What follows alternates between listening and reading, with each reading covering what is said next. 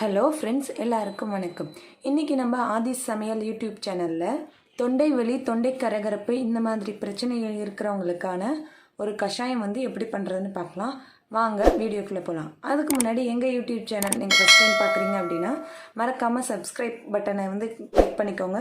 கூடவே அந்த பெல் ஐக்கானை கிளிக் பண்ணிங்க அப்படின்னா ஆல்ன்ற ஆப்ஷன் வரும், அதை கிளிக் பண்ணிக்கோங்க. அப்போ தான் நாங்கள் போடக்கூடிய எல்லா வீடியோவும் உங்களுக்கு நோட்டிஃபிகேஷன் வரும். வாங்க இப்போ வீடியோக்குள்ளே போகலாம்.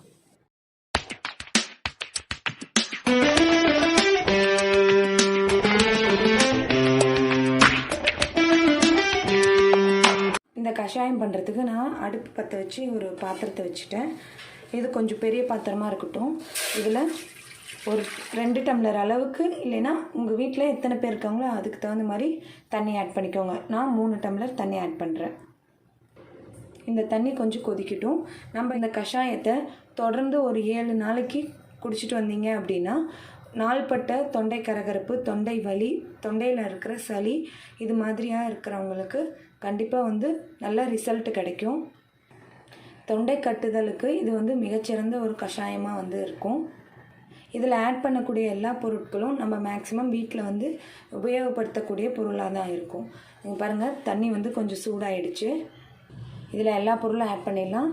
நான் கொஞ்சமாக ஜீரகம் எடுத்திருக்கேன். இதை பாதி ஜீரகம் நுணுக்கி போடணும், பாதி ஜீரகம் முழுசாக போட்டுக்கோங்க.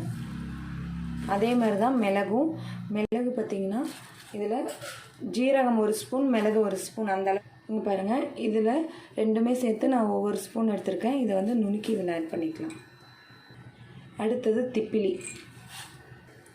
ஜாதிக்காய் பார்த்திங்கன்னா நீங்கள் கொஞ்சமாக ஆட் பண்ணுங்கள். இந்த அளவுக்கு நீங்கள் ஆட் பண்ணிங்கன்னா போதும், ரொம்ப ஆட் பண்ணக்கூடாது. அது ஒரு கசப்பு தன்மை கொடுக்கும். இதில் 5 கிராம்பு, 5 ஏலக்காய், ஒரு துண்டு பட்டை, கடுக்காயும் கொஞ்சமாக ஆட் பண்ணுங்கள். அடுத்தது சுக்கு, அடுத்தது சித்தரத்தை, அடுத்தது அதிமதுரம், அடுத்தது விரலி மஞ்சள். நீங்கள் விரலி மஞ்சள் கிடைக்கல அப்படின்னா நீங்கள் மஞ்சள் தூள் ஆட் பண்ணிக்கோங்க. ஓமம். இந்த கஷாயம் நான் 3 பேருக்கான அளவுக்கு நான் போடுறேன். நீங்கள் உங்கள் வீட்டில் இருக்கவங்களோட எத்தனை பேர் இருக்காங்களோ அதுக்கு தகுந்த மாதிரி உங்களோட அந்த பொருட்கள் எல்லாத்தையும் ஆட் பண்ணுறத நீங்கள் கூட குறைச்சி போட்டுக்கோங்க. அடுத்தது வர கொத்தமல்லி, சதக்குப்பை. இதெல்லாம் உங்களுக்கு மேக்ஸிமம் நாட்டு மருந்து கடையிலேயே அவைலபிளாக இருக்கும். ஒரு பிடி அளவுக்கு நான் துளசி ஆட் பண்ணுறேன். நீங்கள் கருந்துளசி கிடைச்சாலும் அதை ஆட் பண்ணிக்கோங்க.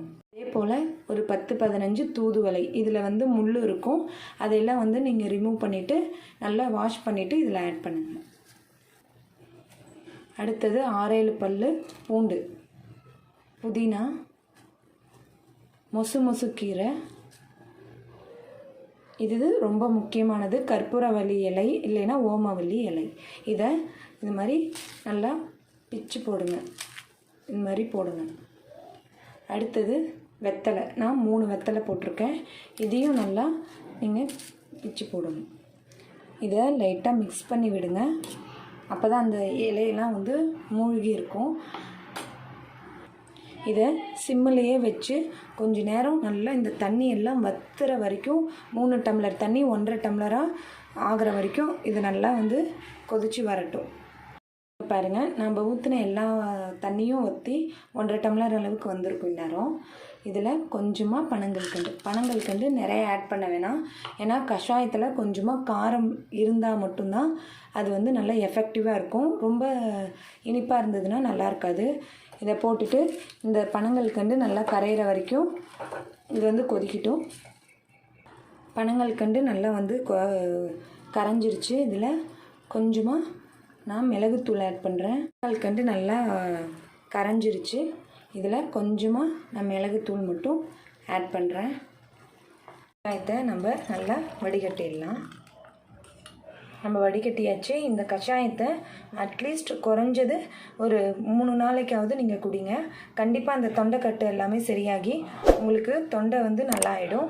வீடியோ உங்களுக்கு பிடிச்சிருந்தா மறக்காமல் லைக் பண்ணுங்கள், உங்கள் ஃப்ரெண்ட்ஸுக்கு ஷேர் பண்ணுங்கள், எங்கள் யூடியூப் சேனலுக்கு சப்ஸ்கிரைப் பண்ணிக்கோங்க. தேங்க்யூ ஃபார் வாட்சிங்.